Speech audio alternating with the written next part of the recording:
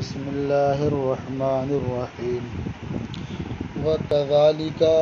قَوْلُهُ تَعَالَى وَارْكَعُوا مَعَ الرَّاكِعِينَ مطلق فی مسمى الرکوع۔ یہ وصول الشاشی کا صفحہ نمبر 99 ہے اور مطلق اور مقید کی بحث جاری ہے۔ مصنف رحمۃ اللہ تعالی علیہ فرماتے ہیں اور اسی طرح سے یعنی جس طرح اوپر کی مثال میں وَلْيَطَّوَّفُوا میں لفظ طواف یہ مطلق ہے، اسی طرح سے وَارْكَعُوا مَعَ الرَّاكِعِينَ میں وَارْكَعُوا یہ مطلق ہے معنی رکوع میں۔ رکوع کے معنی ہے جھکنا،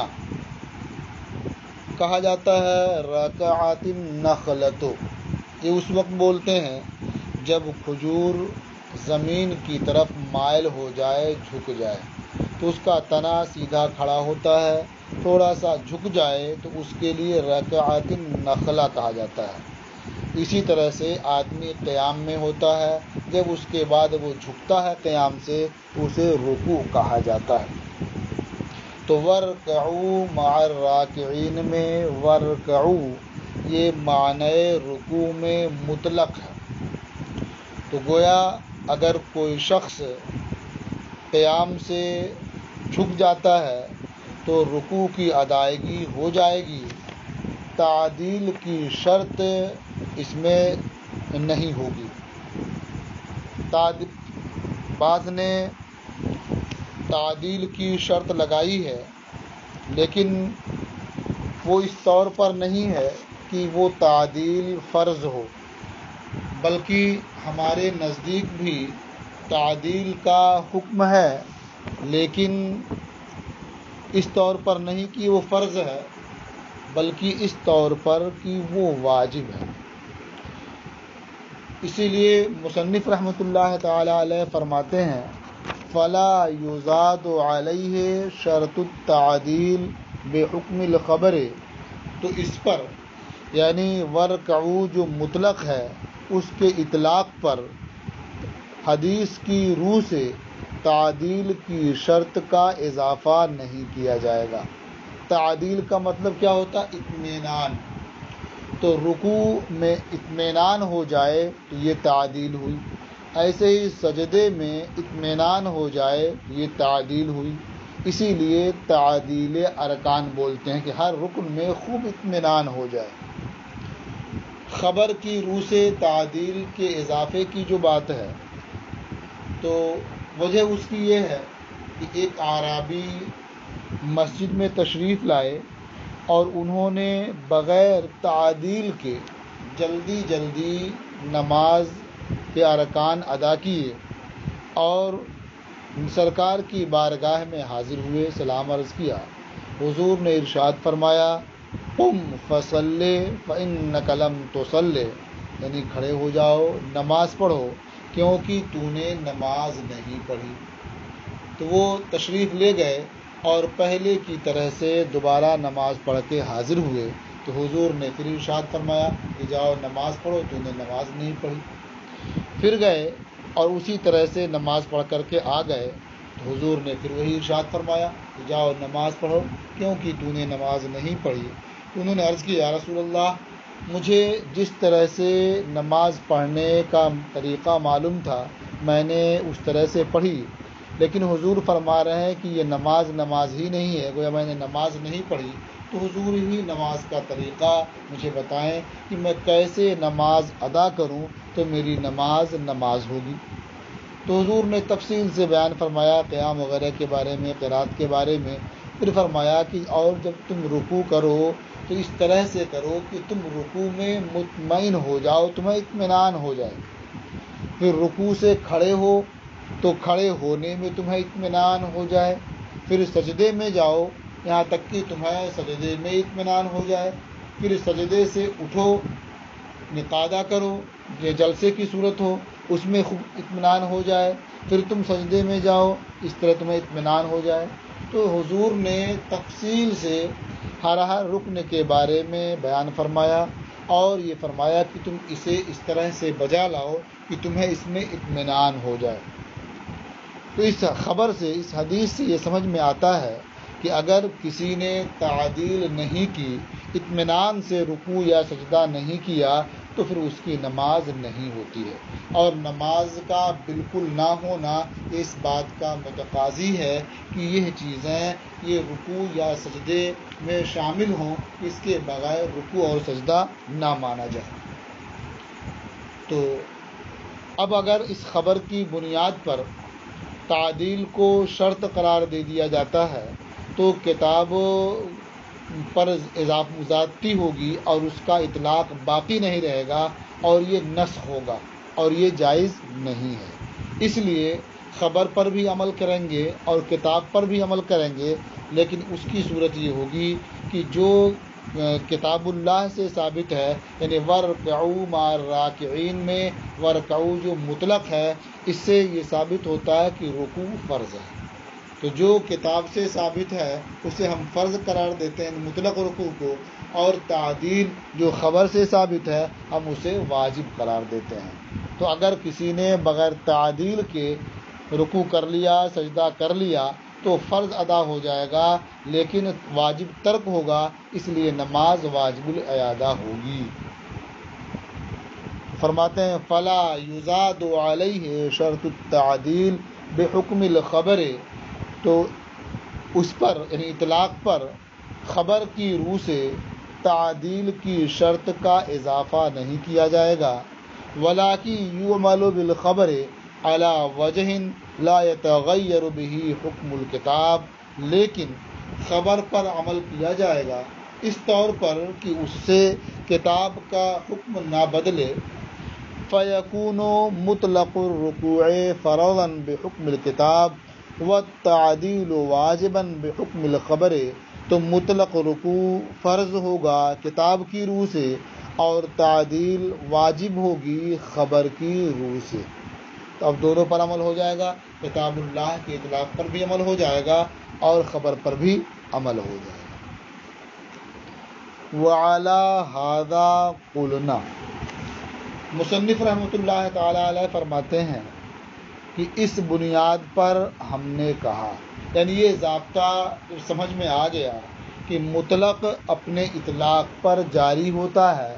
مطلق کو مقید کرنا یہ نسخ ہے، زیادتی ہے، یہ روا نہیں ہے۔ تو اس ضابطے کی بنیاد پر کہ مطلق اپنے اطلاق پر جاری ہوتا ہے، ہم نے یہ احکام بیان کیے، یہ مسئلہ بیان کیا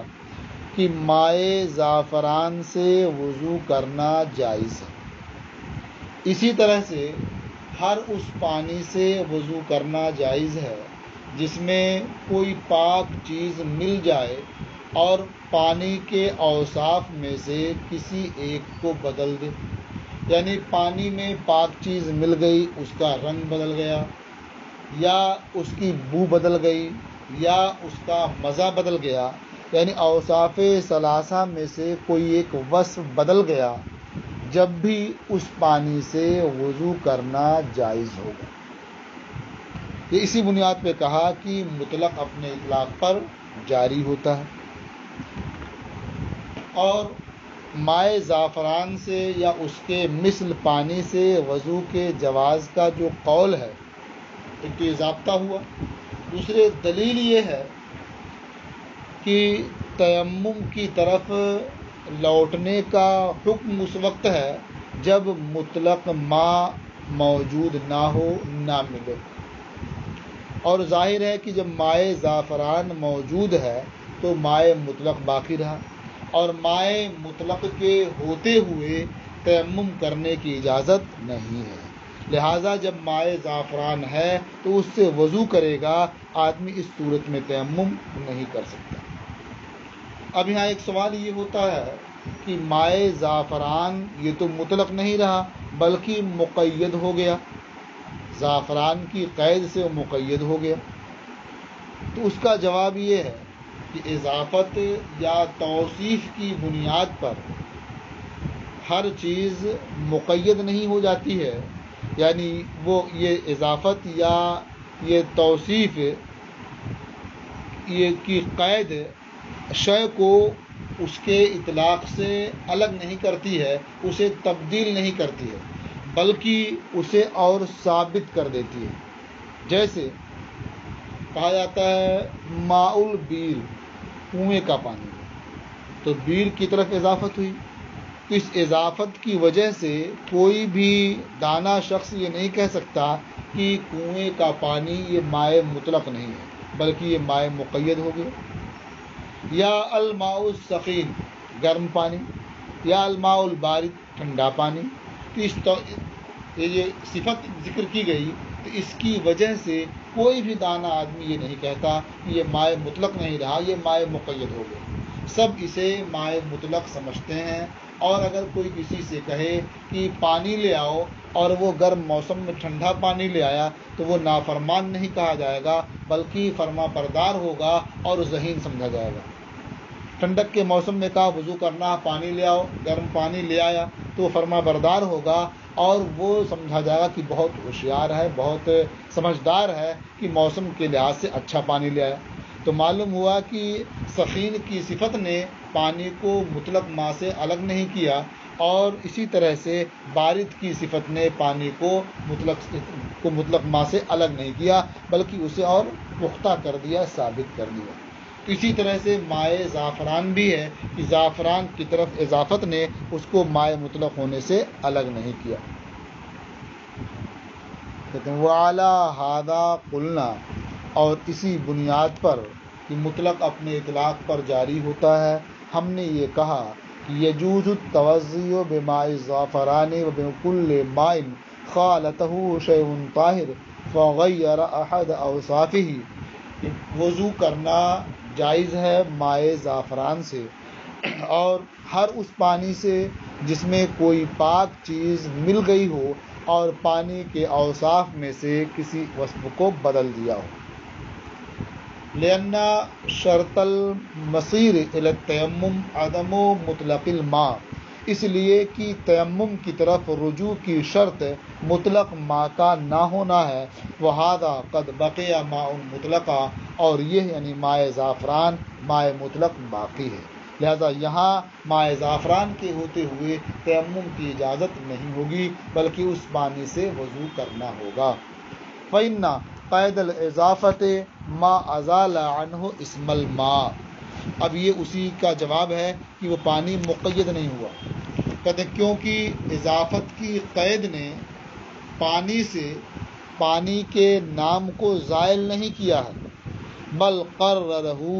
بلکہ اس میں ماء کو ثابت کر دیا ہے، پختہ کر دیا ہے۔ فَيَدْخُلُ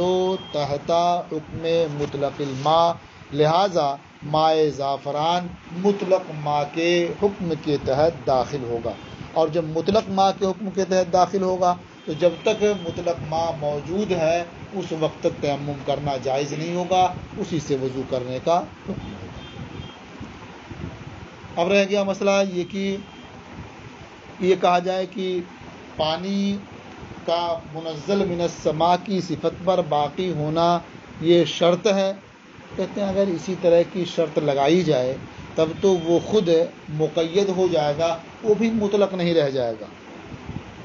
وَكَانَ شَرْطُ بَقَائِهِ عَلَى صِفَةِ الْمُنَزَّلِ مِنَ السَّمَاءِ،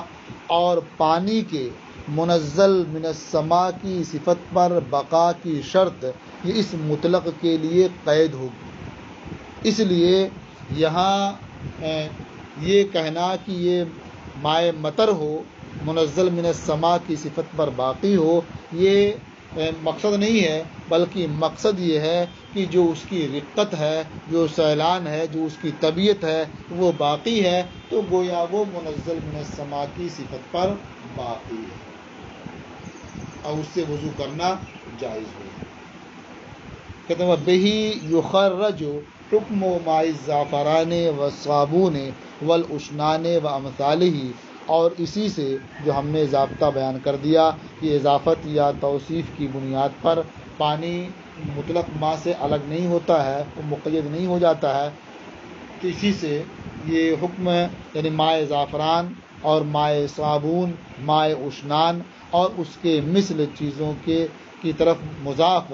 ماں کا حکم سمجھ لیا جاتا ہے اور جان لیا جاتا ہے۔ زعفران تو مشہور چیز ہے، صابن بھی مشہور چیز ہے، اشنان بھی ایک قسم کی گھاس ہے جو پانی میں ملا دیتے ہیں۔ وخرج عن هذه القضية الماء النجس۔ اب ایک سوال یہ ہوتا ہے کہ جب مطلق ماء کا ذکر ہے، یعنی فَإِن لَمْ تَجِدُوا مَاءً فَتَيَمَّمُوا صَعِيدًا طَيِّبًا، کہ اگر پانی نہ پاؤ تو پاک مٹی سے تیمم کرو، تو یہاں ماء سے مراد مطلق ماء ہے، تو مائع نجس بھی اس میں شامل ہوگا۔ تو کہتے ہیں کہ مائع نجس یہ مائع مطلق نہیں ہے، اس لیے اس میں شامل نہیں ہے کہ اللہ تعالیٰ ارشاد فرماتا ہے وَلَٰكِن يُرِيدُ لِيُطَهِّرَكُمْ، کہ اللہ چاہتا ہے کہ تمہیں پاک کر دے، یعنی جو اس نے تمہیں وضو کا حکم دیا ہے، غسل کا حکم دیا ہے، اس لیے کہ تمہیں پاک کر دے۔ تو اللہ چاہتا ہے کہ تمہیں پاک کر دے، اور ظاہر ہے کہ مائع نجس یہ مفید طہارت نہیں ہے، لہٰذا مان سے یہ مائع نجس خود ہی نکل گیا، وہاں ماء سے مراد مائع طاہر ہے، مائع نجس نہیں ہے۔ اب مائع طاہر میں یہ مائع زعفران بھی ہے، مائع بیر بھی ہے، مائع عین بھی ہے، یہ سب ہیں۔ تو فرماتے ہیں وَخَرَجَ عَنْ هَٰذِهِ الْقَضِيَّةِ الْمَاءُ النَّجِسُ، اور اس حکم سے مائع نجس نکل گیا اللہ تعالیٰ کے اس ارشاد کی وجہ سے وَلَٰكِن يُرِيدُ لِيُطَهِّرَكُمْ، لیکن اللہ یہ چاہتا کہ تمہیں پاک کر دے۔ وَالنَّجْسُ لَا يُفِيدُ الطَّهَارَةَ، اور مائع نجس یہ مفید طہارت نہیں ہے۔ وَبِهَٰذِهِ الْإِشَارَةِ عُلِمَ أَنَّ الْحَدَثَ شَرْطٌ لِوُجُوبِ الْوُضُوءِ، اور اس اشارے سے، یعنی اس نص کے اشارے سے، اشارۃ النص سے یہ معلوم ہوا کہ حدث یہ شرط ہے وجوب وضو کے لیے، وجوب وضو کے لیے یہ حدث شرط ہے، کیونکہ اگر حدث نہ ہو، پہلے سے وضو موجود ہو، تو پھر یہ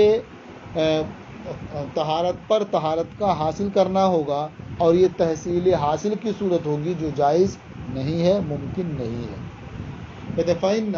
تحصیل الطہارت بدون وجود الحدث محال، کیونکہ تحصیل طہارت بغیر وجود حدث کے یہ محال ہے۔ تو اشارۃ النص سے یہ معلوم ہوا کہ یہاں وضو کا وجوب یہ کب ہوگا؟ جب حدث پایا جائے، تو حدث یہ شرط ہے وجوب وضو کے لیے۔ اشارۃ النص سے کیسے معلوم ہوا؟ اس میں صاف فرمایا گیا کہ جب تم میں سے کوئی قضائے حاجت سے آئے اور پانی نہ پائے، تو وہ پاک مٹی سے تیمم کرے، پاک مٹی کا وہ قصد کرے۔ تو سمجھ میں آیا کہ جب وہ قضائے حاجت سے آئے گا تو حدث ہوگا، اب اس کے بعد اس پر وضو کرنا ضروری ہوگا۔ اشارۃ النص سے یہ معلوم ہوا کہ حدث یہ شرط ہے وجوب وضو کے لیے۔ اب یہاں ایک سوال یہ ہوتا ہے کہ وضو کے لیے حدث شرط ہے، اور اگر حدث نہ ہو تو آدمی وضو کرے تو نہیں ہو سکتا کہ تحصیل حاصل ہے، جبکہ آپ دیکھتے ہیں اور سمجھتے ہیں کہ وضو علی الوضو یہ ہوتا ہی رہتا ہے، لوگ کرتے ہیں وضو علی الوضو، تو یہ تحصیل حاصل اگر ہے یہ تو ہو رہا ہے۔ وہ کہتے ہیں کہ دیکھیے یہ وضو طہارت کے لیے ہے، اور آدمی وضو پر وضو کرتا ہے، تو یہ اس لیے جائز ہے کہ یہاں بھی طہارت ہے، کیونکہ وضو جس طرح سے ظاہری طور پر جسم کو پاک کرتا ہے، اسی طرح سے باطنی طور پر وہ آپ کو گناہوں سے بھی پاک کرتا ہے۔ تو مثلا آپ نے ظہر کے لیے وضو کیا، پھر اس کے بعد عصر کی نماز پڑھنی، اور آپ کا وضو حدث لائق نہیں، وضو باقی رہا آپ کا، پھر آپ وضو کرتے ہیں، تو یہ وضو آپ کو پاک کرنے والا ہے ان گناہوں سے جو ظہر سے لے کر کے عصر تک آپ سے رونما ہوئے۔ مثلا آپ نے کسی کی غیبت کر دی، کسی کی شکایت کر دی، یا جھوٹ بول دیا، یا کوئی خلاف شرع امر آپ سے واقع ہوا جو گناہ ہے، تو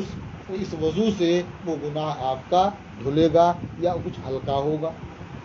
تو معلوم ہوا کہ یہ پاک کرنے والا ہے، یہ تحصیل حاصل نہیں ہے۔ جو پہلے حاصل ہو چکی تھی طہارت، اس کے بعد جو گندگی آپ کے اندر آئی، یہ وضو اسے پاک کر رہا۔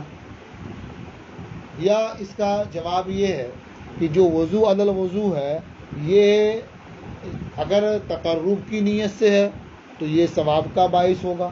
اور بغیر تقرب کے ہے تو کم از کم گرمی کے موسم میں وضو پر وضو کرتا ہے تو ٹھنڈک اسے حاصل ہوگی۔ تو بہرحال جو چیز پہلے سے حاصل ہے وہ حاصل نہیں ہو رہی ہے اس سے، بلکہ دوسری چیز ہی حاصل ہو رہی ہے۔ کوئی نیت نہیں ہے تو ٹھنڈک حاصل ہو رہی ہے جو پہلے حاصل نہیں تھی، اور نیت اگر ہے تو ثواب حاصل ہو رہا ہے وہ جو پہلے حاصل نہیں تھا۔ فرماتے ہیں بِهَذِهِ الْإِشَارَةِ عُلِمَ أَنَّ الْحَدَثَ شَرْطٌ لِوُجُوبِ الْوُضُوءِ، اور اس اشارے سے، یعنی اس نص کے اشارے سے یہ معلوم ہو گیا کہ حدث شرط ہے وجوب وضو کے لیے۔ فَإِنَّ تَحْصِيلَ الطَّهَارَةِ بِدُونِ وُجُودِ الْحَدَثِ محال، کیونکہ تحصیل طہارت بغیر وجود حدث کے محال ہے۔ قال ابو حنیفہ المظاہر اذا جامع امرأته في خلال الاطعام لا يستعنف الاطعام۔ اب یہ کچھ مسائل اور بیان فرماتے ہیں جس سے یہ معلوم ہوگا کہ مطلق اپنے اطلاق پر جاری ہوتا ہے اور کسی خبر کی بنیاد پر اسے مقید نہیں کیا جائے گا۔ تو فرماتے ہیں کہ امام اعظم ابو حنیفہ رحمۃ اللہ تعالی علیہ کہ جب مرد اپنی بیوی سے جمع کر لے کھانا کھلانے کے درمیان، تو پھر اس درمیان میں جمع کرنے کی وجہ سے اس کو نئے سرے سے کفارے میں کھانا نہیں کھلانا پڑے گا۔ مسئلہ کیا ہے یہ آپ پہلے اس کو سمجھ لیں تو آپ کو سمجھ میں آئے گا۔ دیکھیے مظاہر، المظاہر اذا جامع، مظاہر اس میں فاعل کا صیغہ ہے، ظاہرہ یظاہر، قاتل یقاتل جیسے آتا ہے، اسے مقاتل اس میں فاعل کا صیغہ ہوتا ہے، ایسے مظاہر بھی ہے۔ لغت میں زہار کہتے ہیں مرد کا اپنی بیوی سے یہ کہنا کہ تو مجھ پر میری ماں کی پشت کی طرح سے ہے، اور شریعت میں زہار کہتے ہیں کہ مرد کا اپنی منکوحہ کو کسی ایسی خاتون سے تشبیہ دینا جو ہمیشہ ہمیش کے لیے اس مرد پر حرام ہے، جس خاتون کا اس سے نکاح نہیں ہو سکتا۔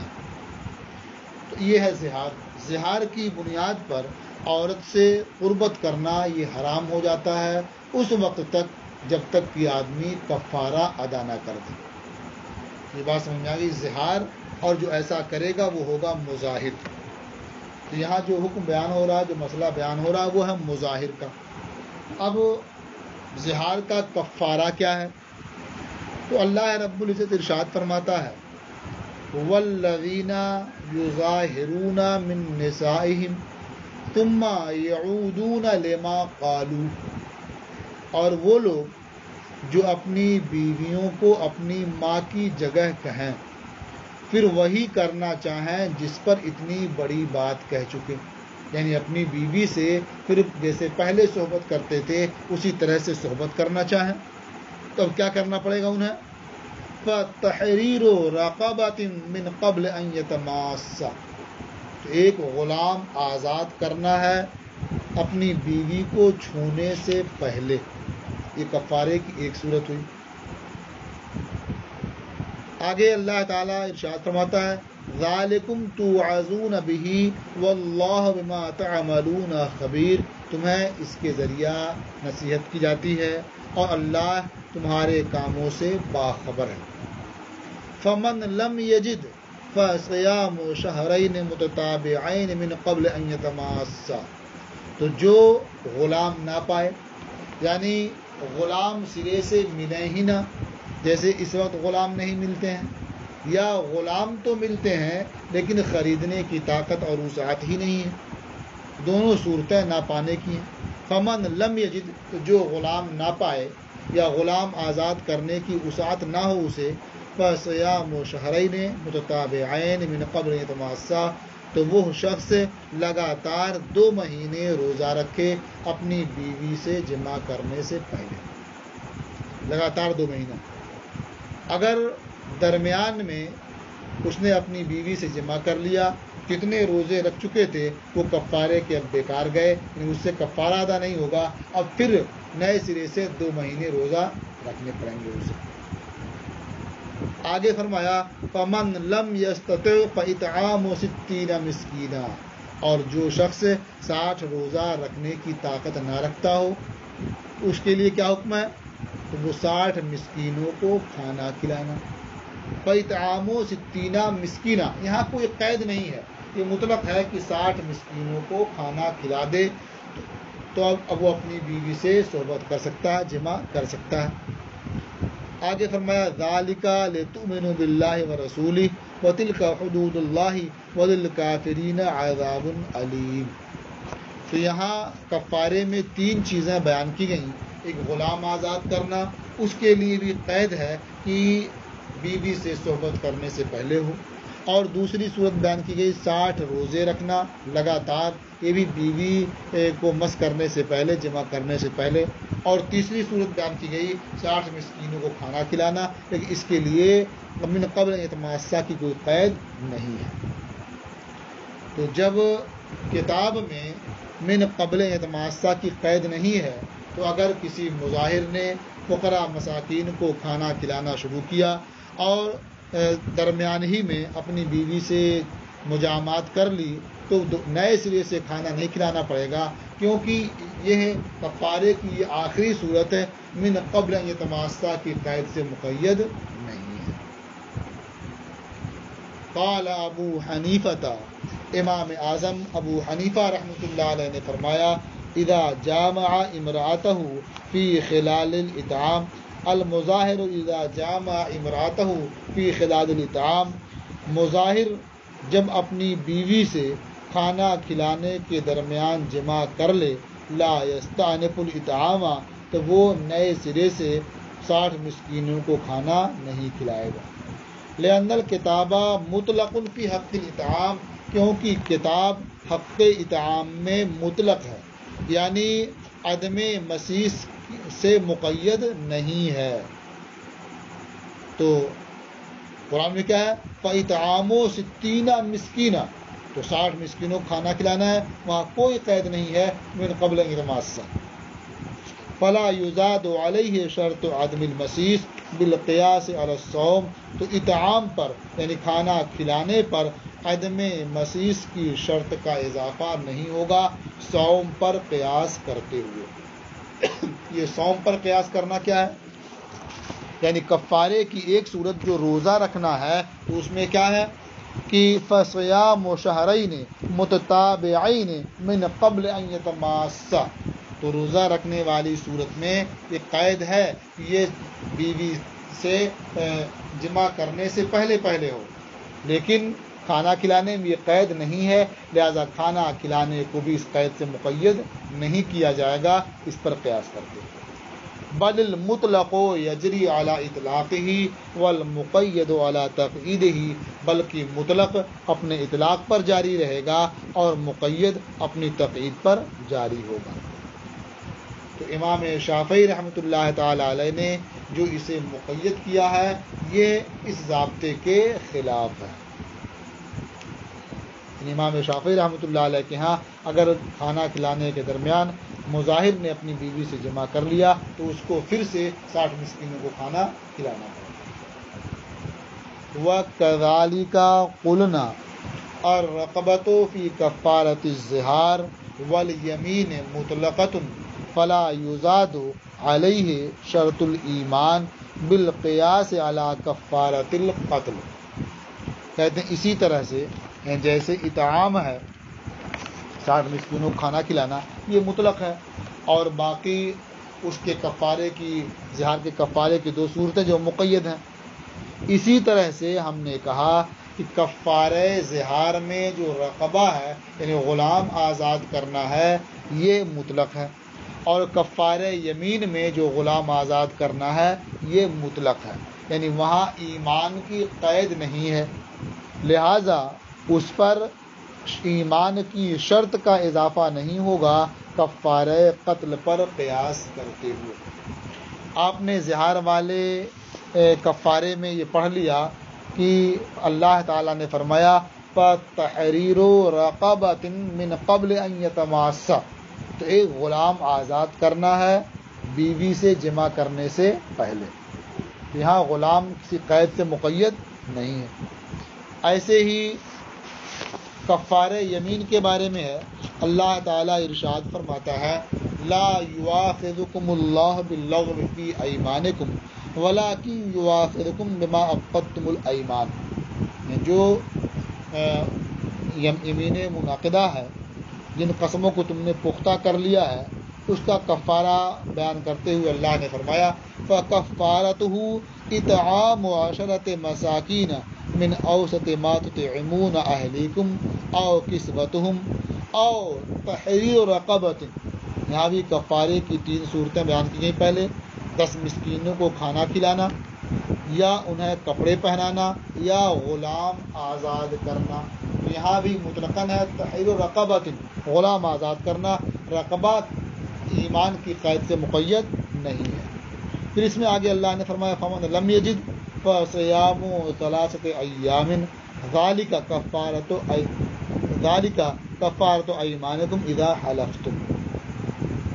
تو کہنا یہ ہے کہ کفارہ یمین میں رقبہ کے آزاد کرنے کا حکم ہے، لیکن وہاں رقبہ مطلق ہے، ایمان کی قید سے مقید نہیں ہے۔ اسی طرح سے کفارہ زہار میں غلام آزاد کرنے کا حکم ہے، لیکن وہ ایمان کی قید سے مقید نہیں ہے۔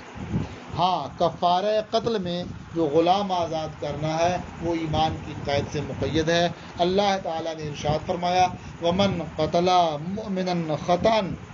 فَتَحْرِيرُ رَقَبَةٍ مُؤْمِنَةٍ، اور جو کسی مومن کو غلطی سے قتل کر دے تو ایک مومنہ رقبہ یعنی مومن غلام آزاد کرنا ہے۔ تو کفارے کی 3 صورتیں ہوئیں۔ قتل کے کفارے میں جو رقبہ آزاد کرنا ہے اس کے لیے ایمان کی شرط ہے، اور زہار اور یمین میں جو رقبہ آزاد کرنے کا حکم ہے اس میں ایمان کی شرط نہیں ہے، لہٰذا کفارے کی جو صورت مطلق رکھی جائے گی، اور جو مقید ہے اسے مقید رکھا جائے گا، برخلاف امام شافعی رحمۃ اللہ علیہ کے کہ انہوں نے کفارہ قتل پر قیاس کرتے ہوئے کفارہ زہار اور کفارہ یمین میں بھی غلام کو ایمان کی قید سے مقید کیا ہے۔ وَكَذَلِكَ قُلْنَا، اور اسی طرح سے ہم نے کہا الرقبۃ فی کفارۃ الزہار والیمین مطلقۃ، رقبہ کفارہ زہار اور کفارہ یمین میں یہ مطلق ہے، فلا یزاد علیہ شرط الایمان، تو اس پر ایمان کی شرط کا اضافہ نہیں کیا جائے گا، بالقیاس علی کفارۃ القتل، کفارہ قتل پر قیاس کرتے ہوئے، جیسا کہ امام شافعی نے کیا ہے، کیونکہ اگر اضافہ کرتے ہیں کہ یہ نسخ ہوگا اور مطلق اپنے اطلاق پر باقی نہیں رہ جائے گا۔ اب یہاں ایک سوال ہوتا ہے کہ اگر امام شافعی رحمۃ اللہ تعالی علیہ نے کفارہ قتل پر قیاس کرتے ہوئے کفارہ زہار اور کفارہ یمین میں رقبہ کو ایمان کی قید سے مقید کر دیا، تو آپ کہتے ہیں کہ یہ روا نہیں ہے، یہ نسخ ہے، حالانکہ آپ نے بھی مسح راس میں ایسے ہی کیا ہے کہ مسح راس میں کتاب مطلق بعض کے مسح کو ثابت کرتی ہے، اور آپ نے مقدار ناسیہ سے مقید کر دیا ہے خبر کی بنیاد پر۔ خبر کیا ہے؟ وہ حضرت مغیرہ ابن شعبہ سے ایک حدیث مروی ہے کہ نبی کریم صلی اللہ تعالی علیہ وسلم ایک قوم کے کوڑا پھینکنے کی جگہ تشریف لائے، آپ نے وہاں پیشاب کیا اور اس کے بعد وضو فرمایا، تو ناسیہ کی مقدار آپ نے مسح کیا اور اپنے خفین پر مسح فرمایا، تو ناسیہ کی مقدار آپ نے مسح کیا، اس سے آپ یہ کہتے ہیں کہ اگر کوئی ناسیہ کی مقدار سے کم مسح کرتا ہے تو مسح نہیں ہوگا، جبکہ کتاب میں ہے وَامْسَحُوا بِرُؤُوسِكُمْ، یہ مطلق ہے مسح راس میں، تو کتاب مطلق بعض کے مسح کو ثابت کرتی ہے اور آپ اسے خبر کے ذریعہ ناسیہ کی مقدار سے مقید کر دیتے ہیں، یہ کام تو آپ نے بھی کیا کہ کتاب کے مطلق کو مقید کر دیا خبر کے ذریعہ۔ اسی طرح سے کتاب حرمت غلیظہ کے ختم ہونے میں انتہا میں یہ مطلق ہے نکاح کے ذریعہ، یعنی اگر کوئی شخص اپنی بیوی کو 3 طلاق دے دے تو حرمت غلیظہ ثابت ہو جاتی ہے، اب وہ عورت اس مرد کے لیے حلال نہیں رہتی ہے۔ یہ حرمت غلیظہ ختم کب ہوگی، حلال کب ہوگی اس مرد کے لیے، جب وہ عورت اس عورت کا کسی دوسرے مرد سے نکاح ہو جائے۔ قرآن پاک میں ہے فَإِن طَلَّقَهَا فَلَا تَحِلُّ لَهُ حَتَّى تَنكِحَ زَوْجًا غَيْرَهُ، یہاں تک کہ وہ دوسرے شوہر سے نکاح کر لے۔ تو معلوم ہوا کہ دوسرے شوہر سے نکاح کر لینے سے حرمت غلیظہ ختم ہو جائے گی، اب پہلے شوہر کے لیے وہ حلال ہو جائے گی، حالانکہ آپ نے اسے دخول سے مقید کر دیا ہے۔ آپ یہ کہتے ہیں کہ صرف نکاح کر لینے سے وہ زوج اول کے لیے حلال نہیں ہوگی، بلکہ زوج اول کے لیے اس وقت حلال ہو سکے گی جب یہ جس مرد سے نکاح کیا ہے وہ مرد اس کے ساتھ جماع بھی کرے، وطی کرے۔ تو آپ نے اسے حدیث امرأۃ رفاعہ سے دخول کی قید سے مقید کر دیا ہے۔ یہ حدیث امرأۃ رفاعہ کیا ہے وہ آپ حاشیے میں دیکھ سکتے ہیں کہ ام المومنین حضرت عائشہ صدیقہ رضی اللہ تعالی عنہا سے مروی ہے کہ امرأۃ رفاعہ یعنی حضرت رفاعہ کی بیوی نے یہ عرض کیا کہ میں رفاعہ قرظی کے نکاح میں تھی، انہوں نے مجھے 3 طلاقیں دے دیں، تو میں نے ان کے بعد عبد الرحمن ابن زبیر سے نکاح کر لیا، لیکن میں نے انہیں نامرد پایا۔ تو نبی کریم علیہ الصلوۃ والسلام نے پوچھا اتریدین ان تعودی الی رفاعہ، کیا تو رفاعہ کی طرف لوٹنا چاہتی ہے، یعنی دوبارہ رفاعہ سے نکاح کرنا چاہتی ہے؟ انہوں نے کہا ہاں۔ تو حضور نے ارشاد فرمایا اللہ نہیں، تو ان سے ابھی نکاح نہیں کر سکتی حتی تذوق من عسیلتہ ویذوق ہوا من عسیلتک، یہاں تک کہ تو ان کا شہد چکھ لے اور وہ تمہارا شہد چکھ لیں، یعنی تم دونوں میں صحبت ہو جائے، مجامعات ہو جائے، ایک دوسرے سے لذت آشنا ہو جائیں، اس کے بعد ہی پہلے والے شوہر سے نکاح کے روا ہونے کی صورت بن سکتی ہے۔ تو اس سے یہ معلوم ہوا، یعنی اس سے آپ نے یہ کہا کہ دخول جب تک نہیں ہوگا جب تک وہ زوج اول کے لیے حلال نہیں ہو سکتی۔ تو حدیث امرأۃ رفاعہ کی بنیاد پر آپ نے کتاب اللہ کے مطلق کو مقید کر دیا کہ یہ کام تو آپ بھی کرتے ہیں۔ یہ اعتراض ہے احناف پر۔ دیکھیے ان قیلا، اگر اعتراض کیا جائے ان الکتابہ فی مسح الراس یوجب مسح مطلق البعض، کہ کتاب مسح راس میں مطلق بعض کے مسح کو ثابت کرتی ہے، وقد قیدتموہ بمقدار الناسیۃ بالخبر، اور آپ نے مطلق کتاب کو خبر کے ذریعہ مقدار ناسیہ سے مقید کر دیا ہے۔ ایک اعتراض ہوا۔ دوسرا اعتراض والکتاب مطلق فی انتہاء حرمت الغلیظہ بالنکاح، اور کتاب حرمت غلیظہ کے انتہا میں، حرمت غلیظہ کے ختم ہونے میں نکاح کے ذریعہ یہ مطلق ہے، نکاح کے ذریعہ حرمت غلیظہ کے ختم ہونے کے مسئلے میں مطلق ہے۔ وقد قیدتموہ بالدخول بحدیث امرأۃ رفاعہ، اور آپ نے امرأۃ رفاعہ کی حدیث کی بنیاد پر اسے دخول کی قید سے مقید کر دیا۔ گویا مطلق کو مقید کرنے کا کام تو آپ بھی کرتے ہیں، 2 جگہ یہ خود ہی سامنے ہے۔ اس کا جواب قلنا، ہم کہتے ہیں، یعنی ان دونوں اعتراضوں کا جواب دیتے ہیں، کہتے ہیں ان الکتابہ لیسا بمطلق فی باب المسح، یعنی مسح راس کا جو مسئلہ ہے وہاں وامسحوا برؤوسکم میں جو حکم مسح ہے یہ مطلق نہیں ہے، اس لیے کہ جب حکم مطلق ہو تو کسی بھی فرد کو آدمی بجا لائے تو مامور بہی کا ادا کرنے والا ہوتا ہے، مامور بہی کا بجا لانے والا ہوتا ہے۔ اور مسح راس کے مسئلے میں ایسا نہیں ہے، کیونکہ اگر کوئی نصف پر مسح کر لے یا کوئی ثلث پر مسح کر لے، کوئی 2 ثلث پر مسح کر لے، تو اگر سب کو یہ کہنا چاہیے کہ اس نے مامور بہی کو ادا کر لیا، تو اس کا مطلب مامور بہی یہ فرض ہے۔ ثلثین پر مسح کیا، اگر مامور بہی کا بجا لانے والا ہوا تو مطلب کیا ہوا کہ ثلثین پر مسح کرنا فرض ہے۔ نصف پر مسح کرنے کی وجہ سے اگر کوئی مامور بہی کا بجا لانے والا ہوا تو اس کا مطلب نصف پر مسح کرنا فرض ہے۔ تو اس طرح سے یہ نصف یا ثلثین یا ثلث یا ربع جو بھی ہو، کسی بھی طرح سے کوئی مسح کر لیتا تو اسے یہ کہا جاتا کہ یہ مامور بہی کا بجا لانے والا ہے، حالانکہ کوئی اس کا قائل نہیں ہے کہ نصف بھی فرض ہو، ثلث بھی فرض ہو، ثلثین بھی فرض ہو، کوئی اس کا قائل نہیں ہے۔ تو اس سے سمجھ میں آیا کہ مسح راس کا جو حکم ہے یہ مطلق نہیں ہے، کیونکہ مطلق اگر ہوتا تو کسی بھی فرد کو کوئی بجا لاتا تو مامور بہی کا بجا لانے والا ہوتا۔ تو اب یہ مطلق ہے تو ہے کیا؟ کہتے ہیں یہ مطلق نہیں ہے بلکہ مجمل ہے، یعنی اللہ تعالیٰ نے فرمایا کہ وَامْسَحُوا بِرُؤُوسِكُمْ، اپنے سر کا مسح کرو، تو یہ مجمل ہے۔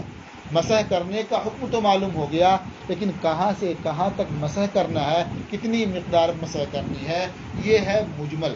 اور مجمل کے لیے بیان کی ضرورت ہوتی ہے کہ جب تک بیان نہ آ جائے تو مجمل پر عمل کرنے کی صورت نہیں بنتی ہے۔ تو یہ حدیث پاک حضرت مغیرہ ابن شعبہ والی یہی اس اجمال کا بیان ہے کہ نبی کریم صلی اللہ تعالیٰ علیہ وسلم نے کم سے کم جو مسح فرمایا ہے وہ ناسیہ کی مقدار ہے، اس سے کبھی آپ نے کم مسح نہیں فرمایا۔ تو سمجھ میں آیا کہ یہ اس کے لیے بیان ہے، تو ناسیہ کی مقدار یہ فرض ہے، اور اس سے زیادہ جو مسح کرنا ثابت ہے وہ سنت کے طور پر ہے، اس لیے کہ فرض سے جو زائد ہوتا ہے اسی محل میں عمل، اسی کو سنت سے تعبیر کیا جاتا ہے۔ جیسے ایک بار دھونا فرض ہے، اسی میں تکمیل کے لیے 2 بار اور 3 بار دھلیں تو یہ سنت ہے۔ تو معلوم ہوا کہ کتاب مسح راس کے سلسلے میں مطلق نہیں ہے بلکہ مجمل ہے، اور مجمل کے لیے بیان کی ضرورت ہوتی ہے۔ تو ہم نے خبر کے ذریعہ کتاب اللہ کی مطلق کو مقید نہیں کیا ہے بلکہ اس کے مجمل کو ہم نے واضح کر دیا ہے اس بیان کے ذریعے۔ قلنا ان الکتاب لیس بمطلق فی باب المسح، کتاب مسح راس کے باب میں مطلق نہیں ہے۔ فإن حکم المطلق ان یکون الآتی بأی فرد کان آتیا بالمامور بہ، کیونکہ مطلق کا حکم یہ ہے کہ مطلق کے کسی بھی فرد کو بجا لانے والا مامور بہ کا بجا لانے والا ہوتا ہے۔ اور مسح راس میں حال کیا ہے؟ والآتی بأی باز کان ہاہنا لیس بآت بالمامور بہ، اور باب مسح میں کسی بھی باز کا بجا لانے والا مامور بہ کا بجا لانے والا نہیں ہے۔ فإنه لو مسح على النصف أو على الثلثين لا يكون الكل فرضا، کیونکہ اگر نصف پر مسح کر لیا یا 2 ثلث پر مسح کر لیا تو یہ سب کے سب فرض نہیں ہوگا۔ یعنی اگر یہ کہا کہ دونوں مامور بہ کو بجا لانے والے ہیں اس کا مطلب دونوں فرض ہے۔ وبه فارق المطلق المجمل، اور اس سے مطلق مجمل سے جدا ہو گیا اور دونوں کا فرق سمجھ میں آ گیا کہ مطلق میں کسی بھی فرد پر آدمی عمل کر لے تو مطلق پر عمل ہو جاتا ہے، اور مجمل کا حال یہ ہے کہ بغیر بیان کے اس پر عمل نہیں ہو پاتا ہے۔ یہ ایک اعتراض کا جواب ہو گیا۔ اب دوسرے اعتراض کا جواب، وَأَمَّا قید الدخول فقد قال البعض، اور دخول کی قید جو حدیث امرات رفاع کی بنیاد پر دخول کی قید لگائی ہے، تو ایسا نہیں کہ وہاں مطلق کو مقید کر دیا، بلکہ اس کا بعض اصحاب نے یہ جواب دیا کہ یہ دخول کی قید بھی کتاب ہی سے ثابت ہے، حدیث امرات رفاع سے مقید نہیں کیا۔ یہ کتاب سے کیسے ثابت ہے؟ وہ اس طور پر کہ حتیٰ تنکحا زوجن غیرہ میں جو نکاح ہے یہ محمول ہے وطی پر، یہ محمول ہے وطی پر، اس لیے کہ عقد نکاح یہ مستفاد ہے لفظ زوج سے، حتیٰ تنکحا زوجن غیرہ، جو زوج کہا گیا اس کا مطلب یہ ہے کہ اس سے عقد نکاح ہوگا، اور تنکحہ یہ نکاح وطی کے معنی میں ہے۔ تو اب مطلب یہ ہوا یہاں تک کہ وہ خاتون کسی دوسرے شوہر سے وطی کرے، معلوم ہوا کہ وطی کی جو قید ہے یہ مستفاد ہے کس سے؟ کتاب اللہ ہی سے۔ اور اس سے وہ سوال کہ آپ نے خبر سے قید لگا دی، یہ سوال ختم ہو گیا کہ ہم نے خبر سے قید نہیں لگائی ہے، بلکہ جو کتاب کا حکم ہے اسی کو ہم نے ظاہر کیا ہے، واضح کیا ہے۔ اور لفظ نکاح وطی کے معنی میں بولا جاتا ہے۔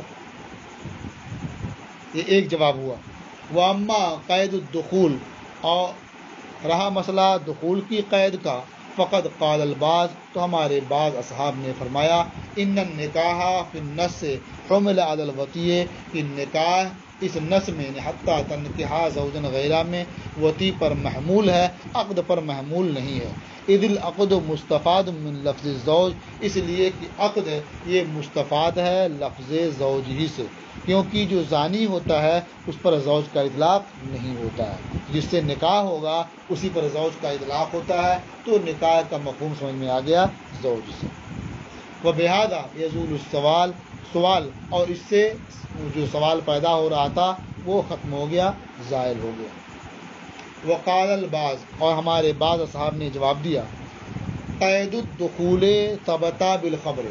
جو آپ اعتراض کر رہے ہیں کہ امرأت رفاعہ کی حدیث سے آپ نے مقید کر دیا، کہتے ہیں یہ دخول جو قید کی ہے واقعی خبر ہی کے ذریعہ ہے، لیکن یہ خبر واحد نہیں ہے، بلکہ یہ خبر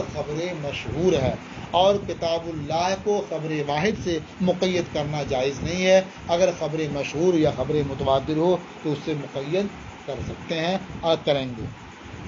وقال البعض، اور بعض اصحاب نے فرمایا، قید الدخول ثبت بالخبر،